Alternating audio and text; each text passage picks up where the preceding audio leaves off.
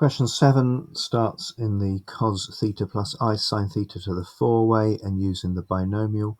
So we get cos to the 4 theta, we get I cos cubed theta sine theta, and there's 4 of them. In the middle is a 6, so we've got 6 cos squared theta sine squared thetas, and it's minus from the I squared. Then I've got minus 4I cos theta sine cubed theta, and finally we've got the sine to the 4 theta, and that's I to the 4, so that's plus again there, and that is cos to the 4 theta plus I sine to the 4 theta equals all of that. Now the bit in part A is the imaginary part. The imaginary part is sine 4 theta. The imaginary part is that bit there, isn't it? So 4 cos cubed theta sine theta. The imaginary part is there, so minus 4 cos theta sine cubed theta. And that's what it asks you to do. Look, let's also get the real part as well. The real part gives us cos to the 4 theta equals, the real part is cos to the 4 theta minus 6 cos squared theta sine squared theta, and the plus sine to the 4 theta on the end. Now we need that because for part B we're going to figure out what the tan is, and the tan of 4 theta is the same as the sine of 4 theta divided by the cos of 4 theta, and so it's all of this over all of that, and that means I haven't got to write all that out again. And so that is the big bit that we're trying to work on. Now, of course, there's no tans in any of that, but what we're going to do, we're going to divide top and bottom by cos to the 4 theta. So cos to the 4 theta on the top and cos to the 4 theta on the bottom.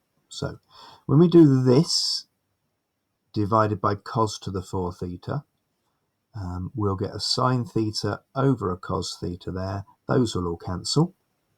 When we divide this by a cos to the 4 theta, we're going to get, the cos will go, and we'll get sine cubed theta over cos cubed theta.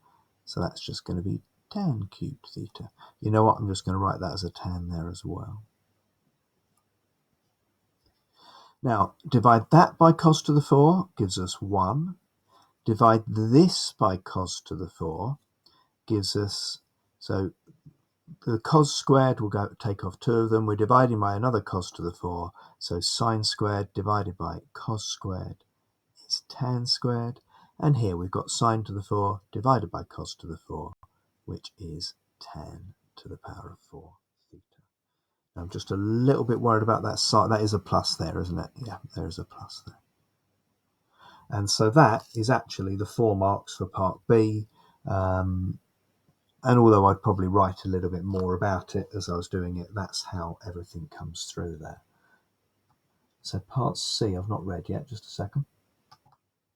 I'm glad I paused that. It took a little bit of thinking that. So I've got this big quartic here, and I'm noticing that these values here have certainly got something to do with what's going on over there, haven't we? But it's not totally the same. So what I'm going to do is I'm going to leave the x to the 4 one here. I'm going to keep the x squared one here, and I want the 1 here as well. So this is that bit, and that bit. And I'm going to put the other ones over the other side. So the other ones over the other side, I've got 4x, take away 4x cubed. So just splitting those up, I've now got this. So if I now divide both sides by that, if I divide both sides by that, I'm going to get 1 equals 4x minus 4x cubed divided by x to the 4 minus x squared plus 1. Now that looks just like that.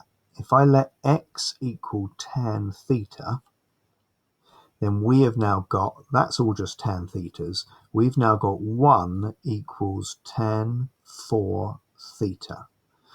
And if 1 equals tan 4 theta, then if we inverse tan 1, of course we get pi over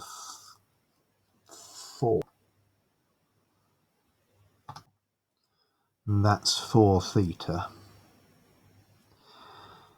Now, in general, of course, with tans, you just add pi, you get loads and loads of answers, don't we? So if we just add plus or minus pi equals 4 theta, and if we divide them by 4, we could get a 16th of that.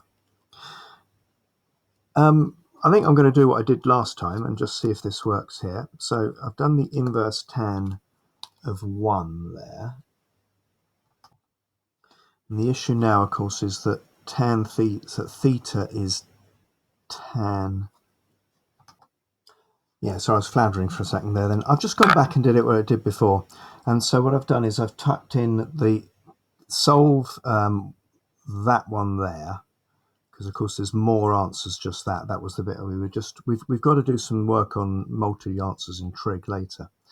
So I've got all the answers there. I've then done the tan of those answers, and I've got these answers here. And so x is equal to I've got 0.1, so that's just 0.20. I've also got an answer here that's 1.50. I've got an answer there of minus 5.03. I've got an answer there at minus 0.67. And then that one is that one there again. Now these answers are going around again and repeating. So we've got all our answers. 4 answers are what we expected because it was an x to the 4 equation. So there's how we end it. Sorry if I garbled that at the end, but it's 7 minutes. I've got to stop.